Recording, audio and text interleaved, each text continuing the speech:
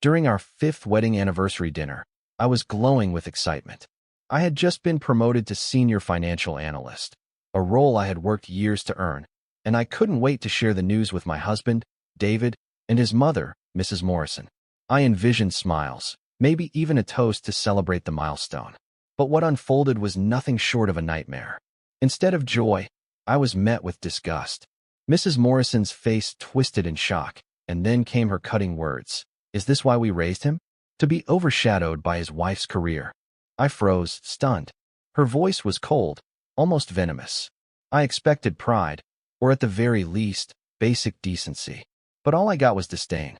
David, sitting silently beside her, didn't say a word. He looked torn, like a man balancing on a wire between his wife and his mother. But then, something inside him snapped.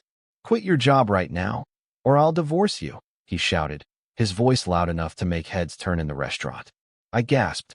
Before I could react, he stood up, grabbed the anniversary cake, and, without hesitation, smashed it down onto my head. The sweet frosting smeared across my face, my hair, my clothes. Gasps rippled around the restaurant, but I couldn't move. I was drenched, humiliated, and heartbroken. I ran out of the restaurant in tears. That night, I cried harder than I ever had before. But somewhere between the sobs, a fire lit inside me. I wasn't just going to leave. I was going to take back everything. My name is Amanda, and I live in Boston. I'm a financial analyst. Or at least, that's what I was when everything started. Just weeks after that awful night, my life began to shift in ways I never could have predicted. And what came next left everyone, especially David and Mrs. Morrison, completely speechless. That evening had begun like a dream. The sky over Boston glowed gold, casting a romantic shimmer over the city. The restaurant was elegant, the lighting soft, the energy vibrant. As we sat down for dinner, I glanced across the table at David. He was smiling, seemingly relaxed. I thought, this is it. This is our moment. "David, Mrs. Morrison," I said, my heart pounding. "I have some fantastic news. I've been promoted to senior financial analyst." For a moment, silence. Then came the look. Mrs. Morrison's smile vanished, her eyes narrowing with disdain. "Is this why we raised him?" she hissed. "So his wife could overshadow him." I blinked. Overshadow? I thought she'd be proud. Instead, she made my success feel like a betrayal. David shifted, clearly uncomfortable, but instead of defending me, he folded under the pressure. And then came the ultimatum. The cake. The betrayal. Hours later, I was home, sitting on the floor, mascara-streaked and heartbroken, when my phone rang. It was David. His voice shook. Maybe he regretted what he'd done. Maybe he didn't. But it didn't matter. Because I wasn't the same woman he had tried to humiliate. This was the moment everything changed. I wasn't just going to move on. I was going to rise, and I was going to make sure they saw it. "Mom, it's great news for Amanda. We should be celebrating her achievement," David said weakly, but there was no strength behind his words. Mrs. Morrison wasn't done. Her tone sharpened like a knife. "What about starting a family, Amanda? Do you honestly think a promotion can replace the joy of children?" Her words landed like a blow. I felt heat rise in my chest, but I took a slow, steady breath, forcing myself to stay composed. "I believe I can balance both my career and family," I replied evenly. "This promotion means a great deal to me, Mrs. Morrison." David looked down, his hands fidgeting on the table. He wouldn't even meet my eyes. "Amanda, maybe we should consider what Mom's saying," he murmured, his voice cool, distant. My heart dropped. That wasn't the man I married. That wasn't the partner who once believed in me. "I can't just quit my job to live up to your mother's expectations," I said quietly, trying to keep the tremble out of my voice. "I deserve to be respected for what I've accomplished." The air turned thick with tension. I could feel the weight of stares from nearby tables. David's expression darkened, and I saw the frustration rising in him. "You're being unreasonable, Amanda. You're my wife, not my rival. Why can't you understand that?" His words hit harder than any slap ever could. "This isn't a competition, David," I said, voice shaking. "I was trying to share something important with you. Something I was proud of." Mrs. Morrison leaned in, her eyes sharp and unyielding. "You need to think about what's best for this family, Amanda, not just your career ambitions." I felt cornered, trapped between their twisted expectations and my own sense of self-worth. "This is who I am," I said, my voice rising. "And I won't give it up." Not for anyone. David suddenly stood, pushing his chair back with a jolt. His whole body was tense. You just don't get it, do you? He snapped. You're putting your job above everything. Marriage is about sacrifice. And in that moment, I saw it. His mother's influence written all over his words, his actions, his resentment. I had once believed we were a team. But now, standing across from him, I felt like a stranger in my own life. Sacrifice shouldn't mean losing who you are, I said, my cheeks flushed, voice cracking. I have dreams too. Don't I deserve those? Then it happened. In a flash of blind rage, David reached for the anniversary cake, and before I could react, he hurled it straight at me. It hit with a sickening splat. Gasps rippled through the restaurant. Conversations stopped mid-sentence. I stood there, stunned, frosting dripping down my face, humiliation wrapping around me like a noose. Time slowed. My heart thudded in my chest, and for a moment, all I could hear was my own breath. This wasn't just anger. This was betrayal. I slowly wiped the cake from my face, my hands shaking, but not from fear. Something inside me had snapped too, and in its place, something stronger began to rise. I wasn't going to let this moment define me. Not as a wife, not as a woman, not as a human being. This was my turning point. The trust one had once held in David, gone. The version of myself that stayed silent, that sacrificed everything for someone else's comfort, gone too. As I looked up, cake still clinging to my hair, my heart thundered with a single truth. I would reclaim my life, and I would never let anyone silence me again. What began as a night of celebration had spiraled into chaos. As I walked out of the restaurant, the cold air struck my skin, grounding me in a harsh reality.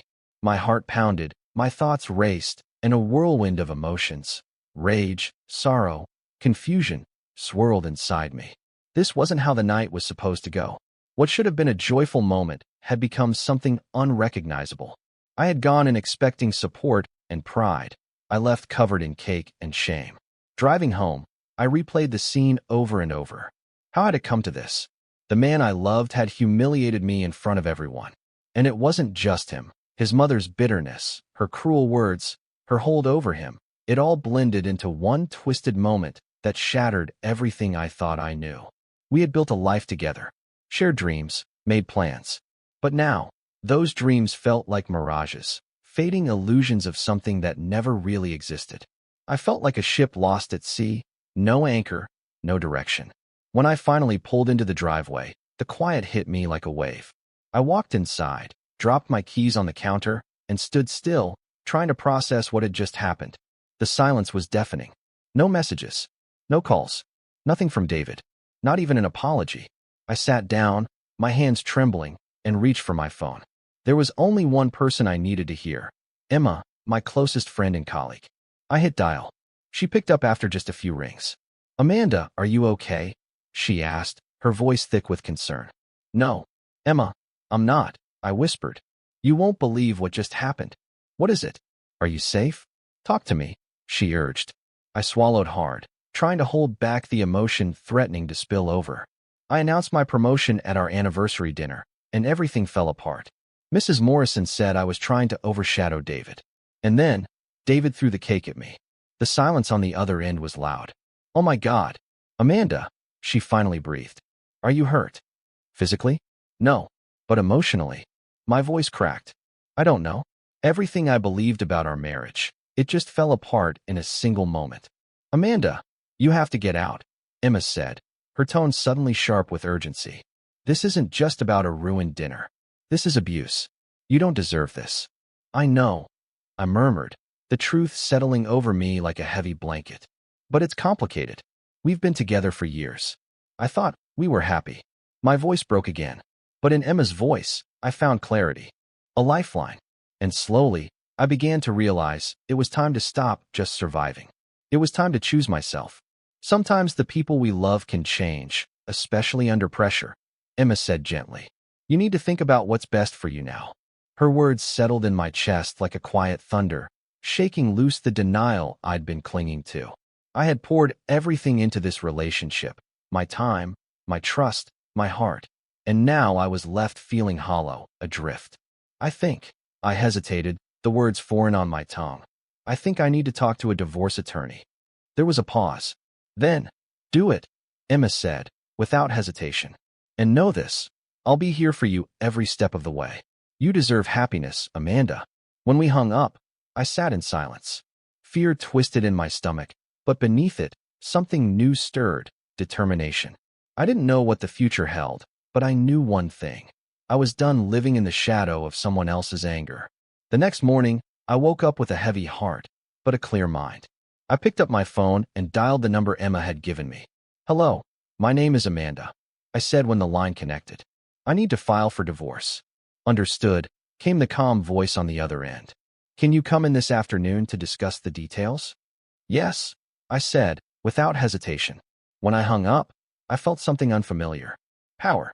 One step at a time. At work, I tried to bury myself in routine, emails, spreadsheets, data. But the weight of last night clung to me like a second skin. During the morning meeting, my boss, Mr. Davidson, gave me a concerned glance. Amanda, is everything all right? You seem a little off today, he said, his voice gentle. I'm dealing with some personal things, I said, forcing a smile. But I'll manage. You know you can talk to me if you ever need to. He offered, the kindness in his tone catching me off guard. Thank you, Mr. Davidson. That means a lot. His words stayed with me longer than I expected. It reminded me that I wasn't alone, not entirely. Later that day, Emma showed up unannounced, balancing takeout and her usual unwavering energy. I figured you could use a break, she said, sliding into the chair across from my desk. How'd the meeting with the attorney go? I haven't gone yet, I admitted. I'm nervous about what happens next. Just take it one day at a time, she said, her voice warm but steady. You're stronger than you think, Amanda. Her words lit a small flame inside me. A flicker of hope. As the afternoon wore on, I threw myself into my work, using the steady rhythm of numbers and deadlines to quiet the storm inside. Then the time came. I stood outside the attorney's office, took a deep breath, and walked in. The woman who greeted me, Susan, was poised and confident, with a calming presence that immediately put me at ease. Let's get started, she said kindly. Tell me what's been going on. And so I did, not as a victim, but as a woman finally ready to take her life back. I poured out everything. The emotional strain, the mental exhaustion, the silent battles I had fought behind closed doors.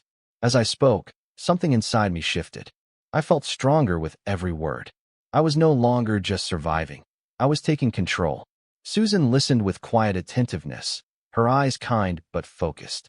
Amanda, she said after I finished, it sounds like you've made the right decision. You deserve to be in a space that nurtures and respects you. Her words struck a deep chord. When I left her office, my emotions swirled. Anxiety, relief, even a flicker of exhilaration. This was a turning point. The road ahead would be tough, but for the first time in a long time, I felt ready to face it. I was no longer tethered to someone else's expectations. I was carving a new path, one built on my own terms. The weeks following that disastrous anniversary dinner were turbulent. Emotions clashed within me, grief, anger, moments of strength, and flashes of doubt.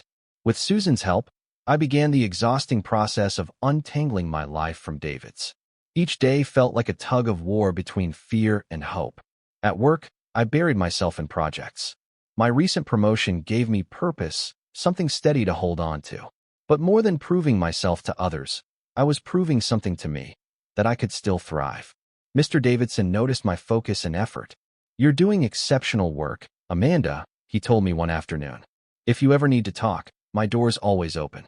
Thank you, I said sincerely. I really appreciate that. It was comforting to know I had allies. A few days later, Emma texted me. Let's celebrate your new beginning. Drinks this weekend? Her message brought a genuine smile to my face, something I hadn't felt in a while. Absolutely. I could use some fun, I replied, already feeling lighter. That Saturday night, we met at a vibrant bar downtown. The atmosphere buzzed with life, and for the first time in weeks, I felt something shift inside me, an energy I hadn't realized I missed. Emma waved from a corner booth. I joined her, and as we clinked glasses, she grinned. To new beginnings. To new beginnings, I echoed, the words resonating deep within me. We talked about work, the mess I'd survived, and the future. I shared an idea that had been quietly forming in my mind, starting a mentorship program for young women in finance. I want to help others avoid the mistakes I made, I said. I want to guide them through the kind of challenges no one talks about. Emma beamed. Amanda, that's brilliant. You'd be an incredible mentor. Her words gave me the confidence to believe it could actually happen. That night, with laughter and meaningful conversation flowing freely, I felt a part of myself returning. I was reconnecting with the version of me I had nearly lost, ambitious, driven, hopeful. The following week, I met with Rachel, a respected contact in the industry who had invited me to speak at an upcoming conference. We sat in a quiet cafe as she smiled across the table. I'm so glad you're joining us, she said. Your story, it's going to move people. I hope so, I replied. I want to help others find their voice, because I remember what it felt like to lose mine. As the conference date neared, I poured my heart into my speech.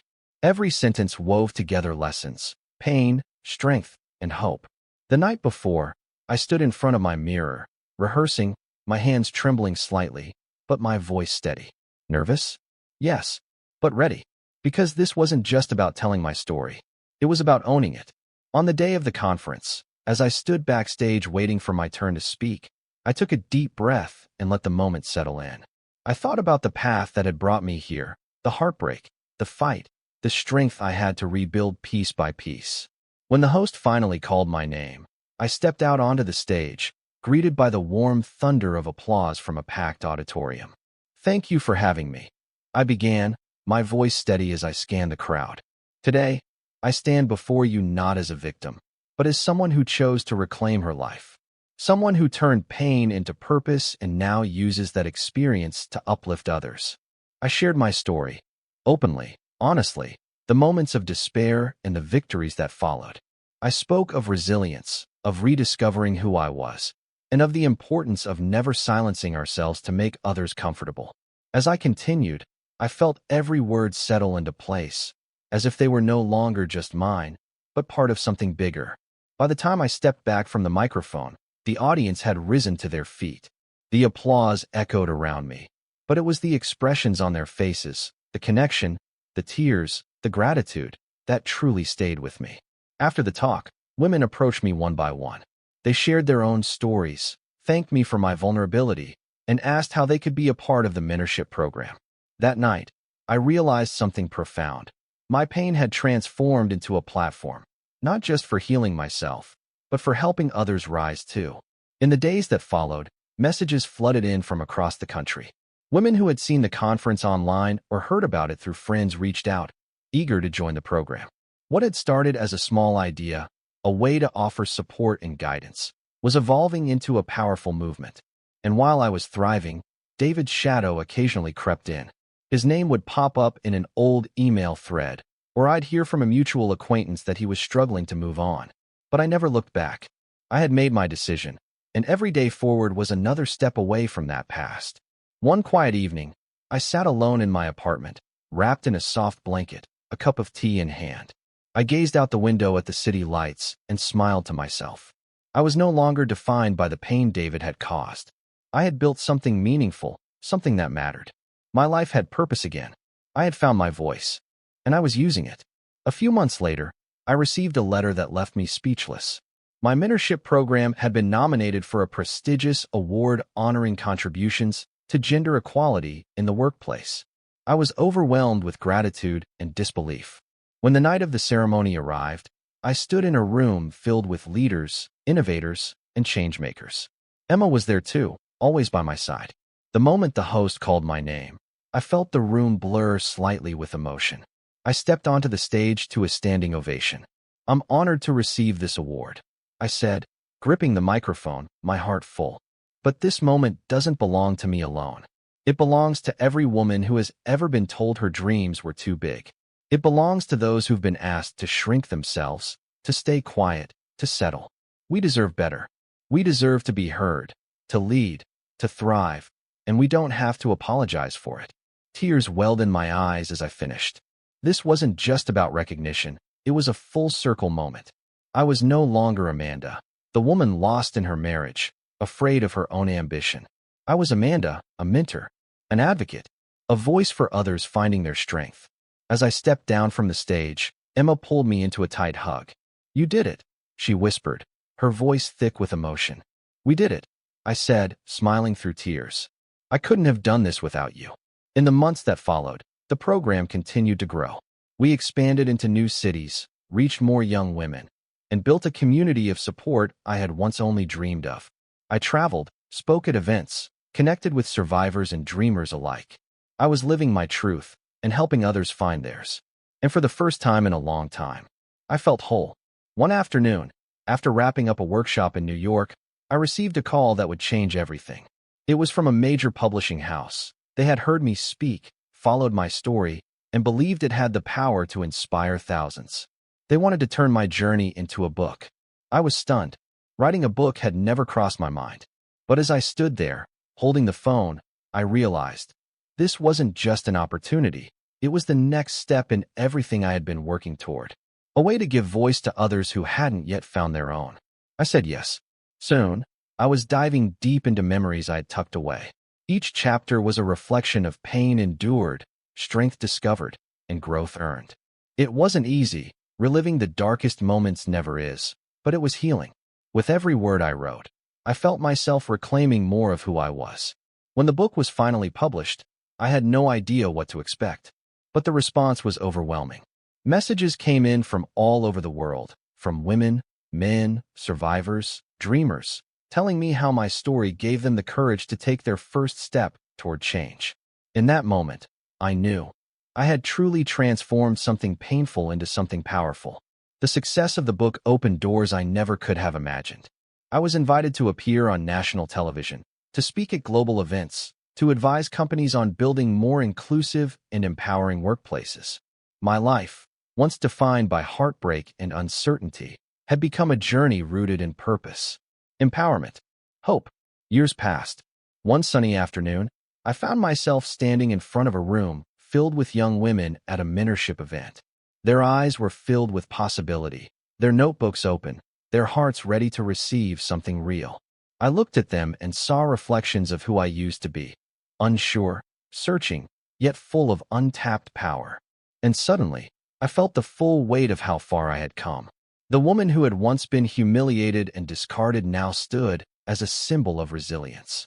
I had found my voice, and in doing so, helped others find theirs.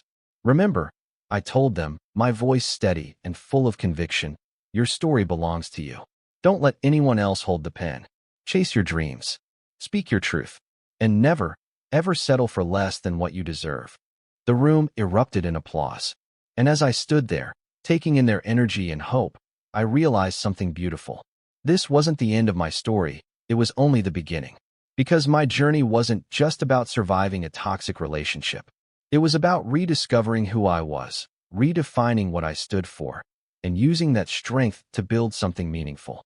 As I looked out at the faces before me, a deep peace settled in my chest. The future was wide open, and I was ready to embrace every challenge, every triumph, and every story still waiting to be written.